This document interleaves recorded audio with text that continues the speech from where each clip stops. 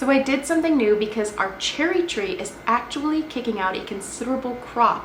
And so I took some of those cherries and experimented preserving them by freeze drying.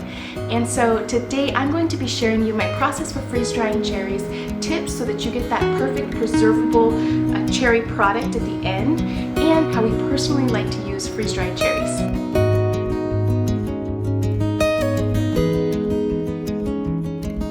Well, if this is your first time here, my name is Brianna, and my husband Gray and I like to learn, practice, and teach our children traditional skills. Yes, our cherry tree is finally producing enough to do something with. This tree is about 5 years old, and so every year we get a handful, only enough for some fresh eating, but this year we did pretty well.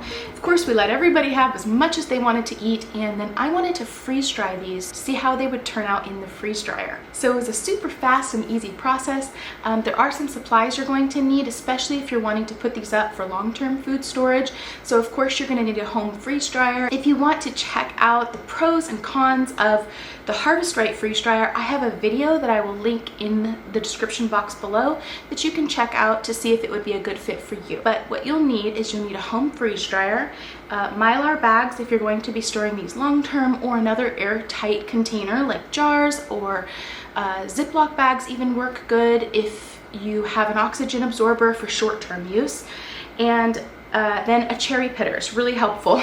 So let's get started. The only ingredient you're actually going to need are cherries. And so even though we grow organic cherries, I like to start by rinsing them off in a colander just so that there's no dust or debris or dirt on them before we get started. So while I'm prepping the cherries, I go ahead and cool down the freeze dryer. And you can do this by just simply turning it on, and it's gonna cool down that chamber while you pit and slice the cherries. Next, you're gonna come in, dry your cherries if you've washed them, pit them, and then I like to slice mine in half just so that more moisture can escape. If you leave the cherry whole, it's going to take a lot longer to have them freeze dried. So I slice mine in half so that more moisture can escape, and then load the freeze dryer tray. I don't use any kind of mat or anything like that. I just wash mine. And so you're gonna load the freeze dryer tray in an even level. I like to have the skin side down again just to give a chance for that moisture to escape more easily, but make sure it's in a thin single layer on the freeze dry tray. And then all you have to do is make sure the drain valve is shut and then push start. Now after it runs the first time, check your moisture level. I had to run mine 2 more cycles for them to be completely dry before storage, but you could have a different moisture level in the cherries that you're using, and so check them. They should be completely crisp. They shouldn't bend or feel like they have any moisture in them at all. They should crack and be totally crispy. So once your cherries are dry, you're going to want to put them into an airtight container. Now keep in mind, when you remove the cherries from the freeze drying tray, you want to kind of move quickly.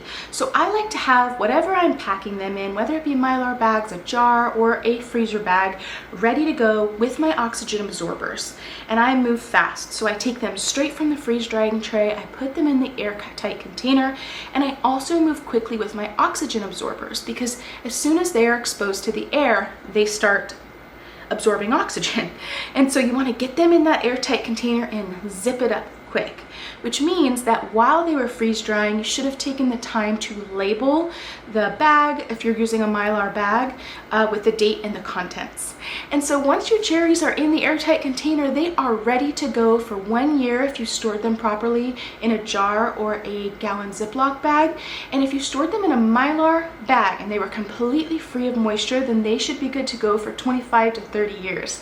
And so now I would like to talk about some general tips that I used for freeze drying cherries that made them come out really well and storable. Before I move on to a few tips to make sure your experience is seamless and goes well, keep in mind I have a do's and don'ts free ebook that I would love to offer you.